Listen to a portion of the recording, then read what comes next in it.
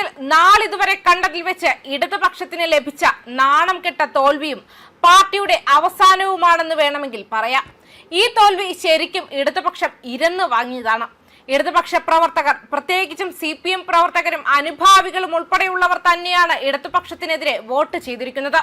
അതല്ലായിരുന്നുവെങ്കിൽ ഇതുപോലൊരു പടുതോൽവി അവർക്ക് നേരിടേണ്ടി വരില്ലായിരുന്നു. കാരണം ഏത് രാഷ്ട്രീയ കാലാവസ്ഥയിലും ജയിക്കാൻ പറ്റുമായിരുന്ന 55 മുതൽ 60 മണ്ഡലങ്ങൾ കേരളത്തിൽ ഇടതുപക്ഷത്തിനുണ്ട്.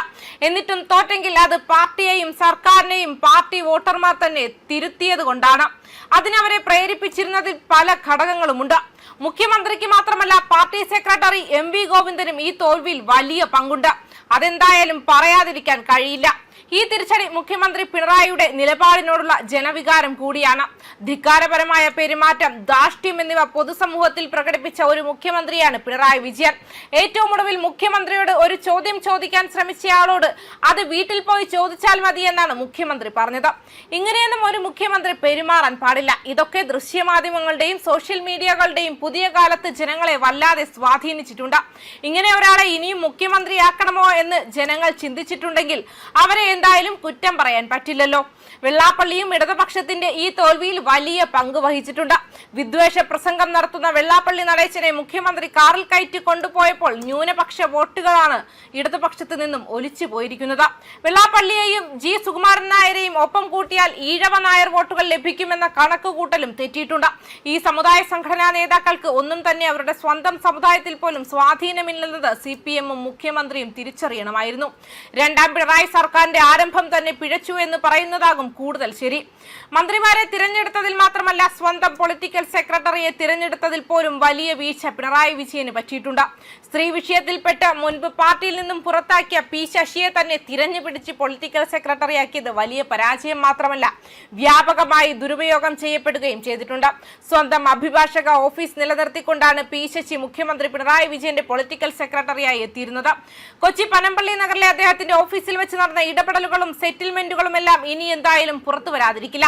CPM നേതാക്കൾക്ക് പോലും ആക്സസ് ഇല്ലാത്ത രൂപത്തിൽ മുഖ്യമന്ത്രിയുടെ ഓഫീസിനെ മാറ്റിയതിൽ പൊളിറ്റിക്കൽ സെക്രട്ടറിക്ക് എന്തായാലും വലിയ പങ്കാണ് ഉണ്ടായിരുന്നത്.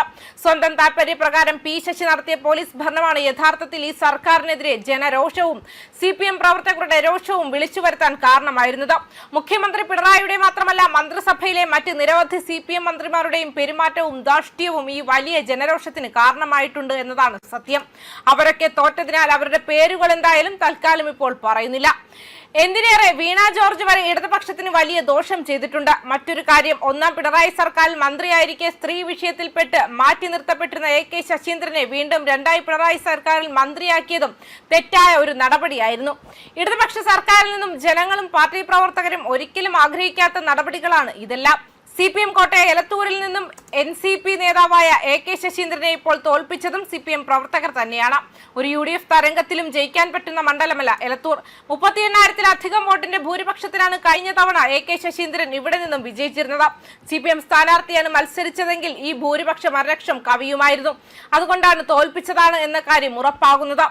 കൂറ്റൻ ഭൂരിപക്ഷത്തിന് കഴിഞ്ഞ തിരഞ്ഞെടുപ്പുകളിൽ വിജയിച്ച CPM-ന്റെ ചെങ്കോട്ടകൾ പപ്പടം പൊടിയും പോലെ പൊടിഞ്ഞത് CPM വോട്ടർമാർ മാറി ചിന്തിച്ചത് കൊണ്ടല്ല, അവരെ കൊണ്ട് മാറി ചിന്തിക്കാൻ നിർബന്ധിതമാക്കിയത് കൊണ്ടാണ്.